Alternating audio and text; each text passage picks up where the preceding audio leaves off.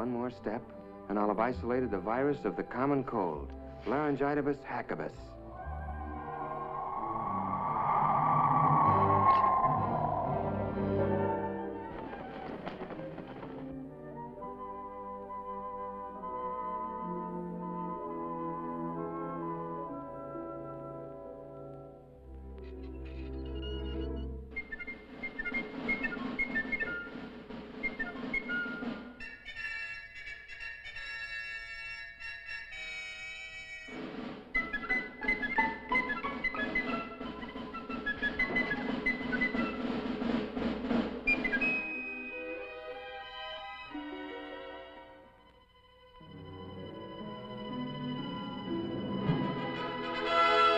Elodium Fosdex, check. Anti-proton ballast, check. Prepare afterburners for blast off.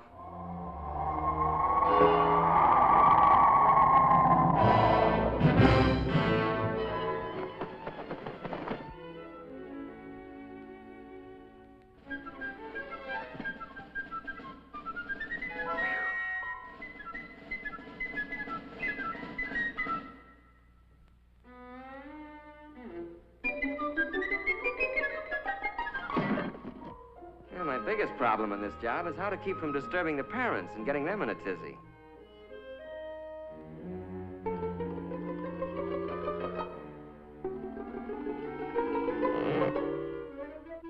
Rock-a-bye doggy in the treetop, when the wind blows, the cradle will rock.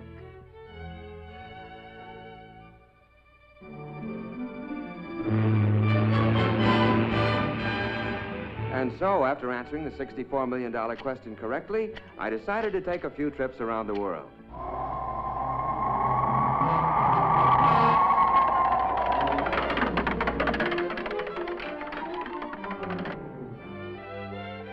About time we threw a little light on the subject.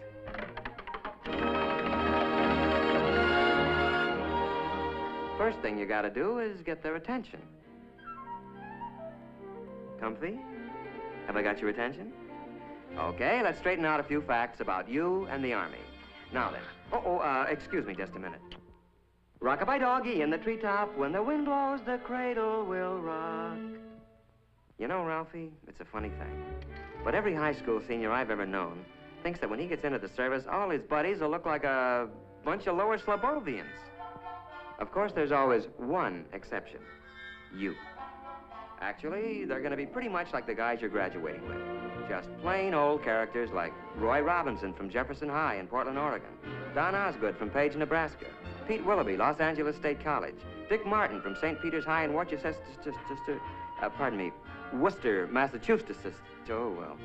Nice guys who wash their teeth every day, get their hair cut regular, well, fairly regular. Just a neck trim, please. Yes, sir. Just a neck trim.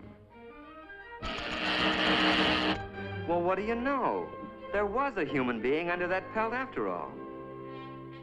Another interesting idea held by a lot of otherwise bright high school seniors is that the Army has all the right size clothing, but that it's mainly interested in getting it on all the wrong size people. Well, nice comic book stuff.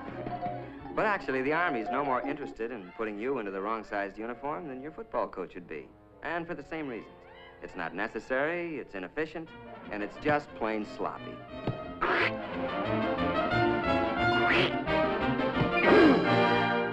In other words, you'd be pretty useless to yourself or the team. You know, according to some comic strip artists, our friend here, is the kind of non-com you find in the Army. The way they tell it, basic training's supposed to be nothing but KP, obstacle courses, and being chewed out by a bunch of sadistic sergeants. Hey, hold up! Arms! Oop! Arms! Arms! Arms! Hold up! Arms! Arms! As a matter of fact, the Army's not about to use inefficient comic strip non-coms or officers any more than it would use outdated or inefficient weapons. No, the non-coms you're going to get acquainted with in basic will be very capable guys, and they'll be there for just one reason, to help you. You'll get to know men like Paratrooper Sergeant Mike Culhane, Master Sergeant Johnny Broderick from Okinawa in Korea, Corporal Tommy Webster, a high school senior when you were a junior, Sergeant Rod McCullum. He carries the Congressional Medal of Honor. Look, as long as we're on the subject, let's take a look at basic training and find out what it's really going to be like.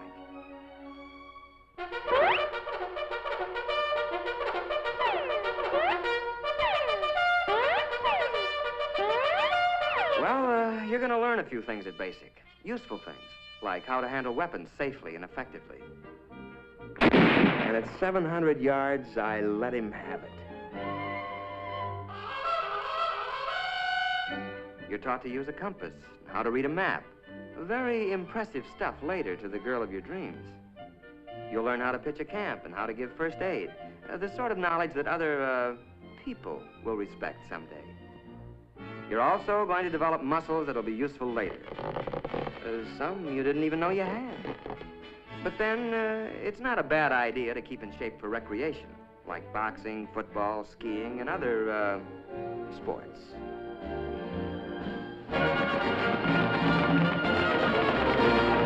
You're going to learn to snap a salute to all officers. Now, where'd that custom come from?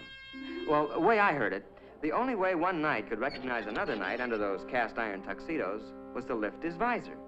It's a sort of hello among military men. Then one day, you're going to suddenly realize that you're beginning to look like and act like a soldier or a man.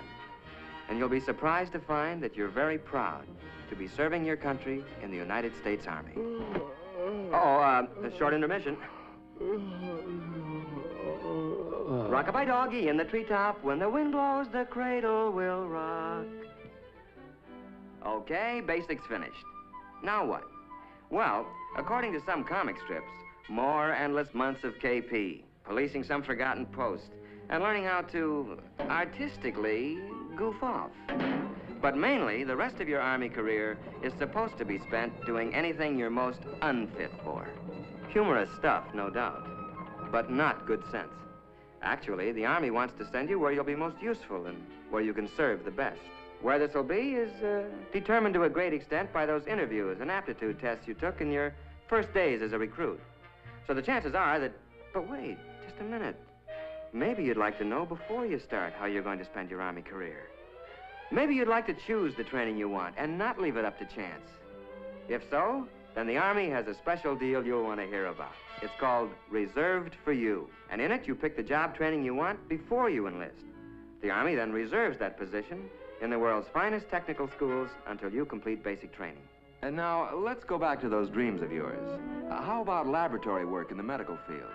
The Army has some of the finest laboratory facilities, technicians, and scientists in the world. Well, that's just one of 127 courses offered by the Army. How about that dream of working with rockets or atomic power? How about guided missiles? You choose it, the Army's got it. The only ticket you need to this program is one high school diploma. Sound good? Well, I can make it sound better. The whole deal is guaranteed by this letter, written to you by the Adjutant General of the United States Army. You don't sign anything until that letter is firmly in your hands. Fair enough? Let's see, adventure? Pick your branch. How about a real elite outfit? Armor. Tank Commander Phillips. Not bad. Travel? Man, you do ask the nicest questions. This is Paris, and it's no dream. It's solid, and it's yours. Ralph Phillips, USA. Sound pretty choice?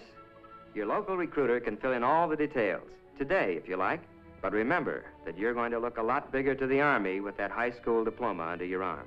Oh, quick warning, though, Ralphie. You can only grab one of these special deals before you receive your induction notice. So why not call on the Army before the Army calls on you?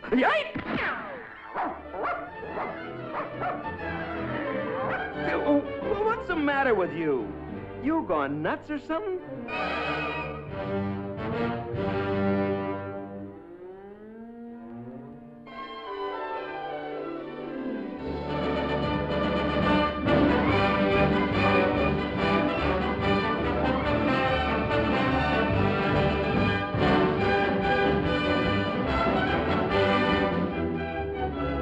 Remember, it's reserved for you.